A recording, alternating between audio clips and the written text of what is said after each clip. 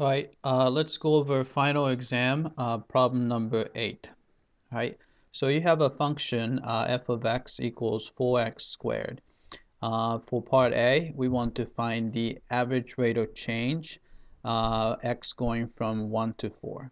All right, so let's do that. I'll take the paper.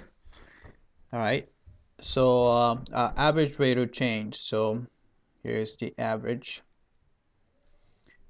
rate of change.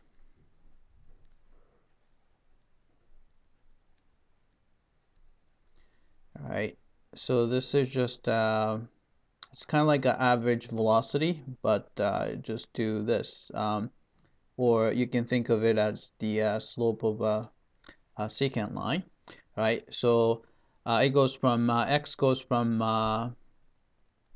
1 to 4, right? So we plug in 4 first, f of 4 minus f of 1. Right? Then you have 4 minus 1, right?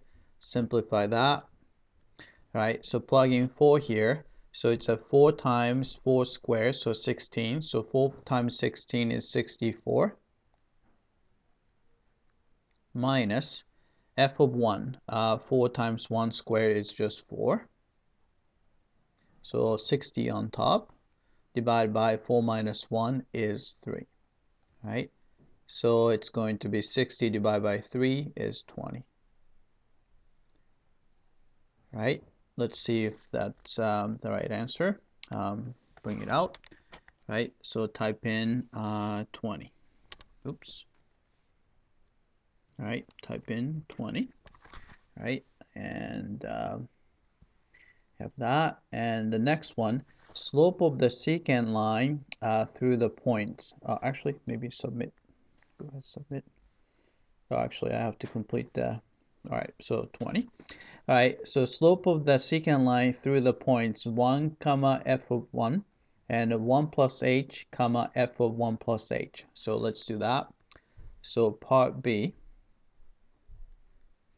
All right, so only difference is that we're using 1 and 1 plus h. So it's a slope of the secant line, right, is going to be f of, right, 1 plus h minus f of 1 over 1 plus h minus 1. So you can see that the 1 and the 1 cancel out. You have h on the bottom, right? Then simplify. All right, so it's going to be 4 times 1 plus h squared minus, this is 4, I'll just put right as 4 1 squared, and all over h, right? So I'll pull out 4 since the 4 is in common, right? Then you have 1 plus h squared would be 1 plus 2h plus h squared, right? Minus 1 squared is going to be just 1 all over h. All right, so you can see that the 1 and 1 cancel out, and then you have h is in common, so you pull out 4 is already there, pull out h, then you have 2 plus h all over h, so cancel those out, so you get 4 times 2 plus h, right? Right, so I'll put that in. Simplify your answer. So 4 times 2 plus h, right? And next one is the slope of the graph at 1 comma f of 1, right? So that's just basically the slope of the tangent line. So part C is really the limit of the result from part B. So we take the limit as h approaches 0 of 4 times 2 plus h, right? But h is going to 0, so what's left is 4 times 2, so that would be 8.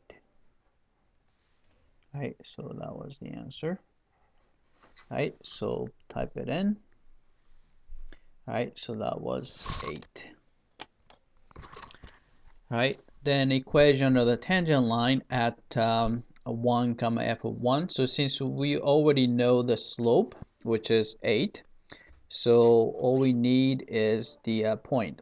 So x1 comma y1 would be 1's already given, then we have to find f of 1, right? But f of 1 is 4 times 1 squared is 4, so it's 1 comma 4, right? Then slope m is, we already know, it's 8 from part C, so therefore equation is going to be y minus y1, which is 4, is equal to 8 times quantity x minus x1 is 1, right, which can be multiplied out as 8x minus 8. Then you can add 4 to both sides so that it's y equals form. Then you have 8x minus 4, right? So that's that. Let's see. We can put that in right here. 8x minus 4. Right? Then we can just next. Right?